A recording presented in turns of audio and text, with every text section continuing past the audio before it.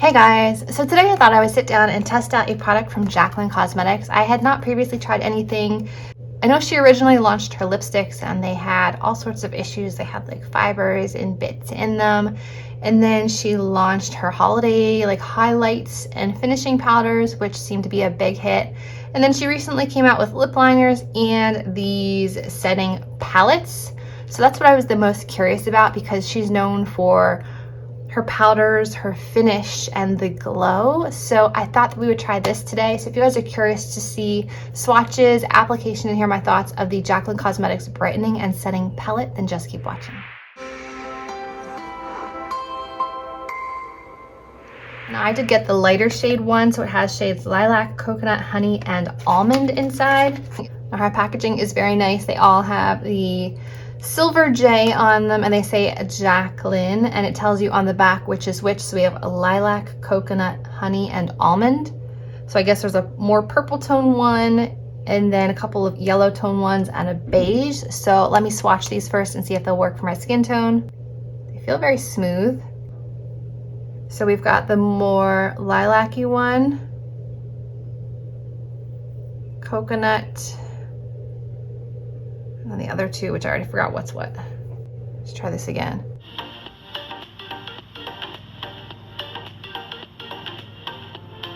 Okay, so I doubled them up so that you can see them. They are all very pale, but I think they'll all work for my skin tone.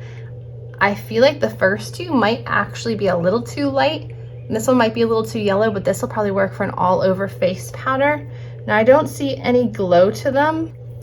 So we'll start off with the lightest one. We'll start off with the purple one on one side. I went ahead and just used my Sephora airbrush foundation and then some Smashbox and Wet n Wild concealer. That's it as far as face products go. So let's start with lilac first on one side and see how brightening that one is.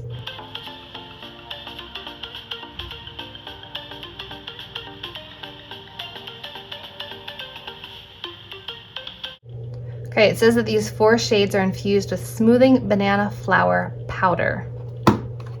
Okay, so they're supposed to be smoothing. All right, did that one brighten? It definitely did, but that's probably because it's a lighter shade than my skin tone.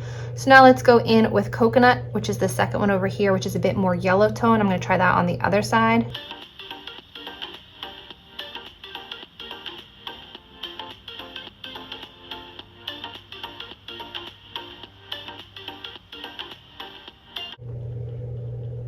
They are both definitely brightening.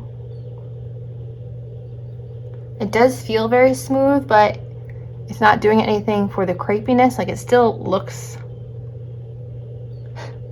you can still see the lines. They're not going to disappear, guys. This is not magic powder. Now I feel like this banana-y one will be too dark, but I kind of want to try a little bit of it. I'm just going to try this on the inner corners where I have the most blue.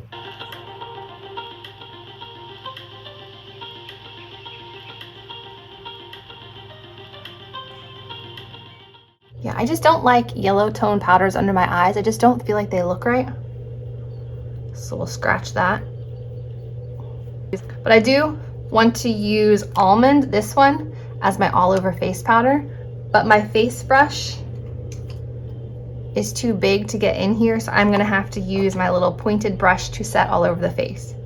So that's my one complaint. If you're using this as an all over setting powder, these pans are a little too small for most face powder brushes.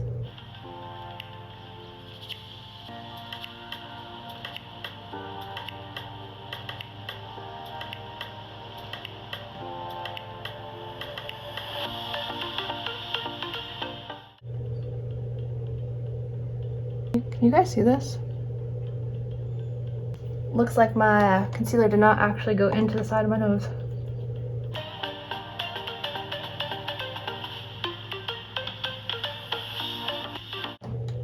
Okay, so the under eyes are definitely brightened, but I feel like this powder made my pores look humongous. Can you guys see on the side of my nose here? I tried reapplying concealer and then powdering again, and the powder was just kind of like making my pores look very, very large. I'm not sure if you guys can see on my forehead.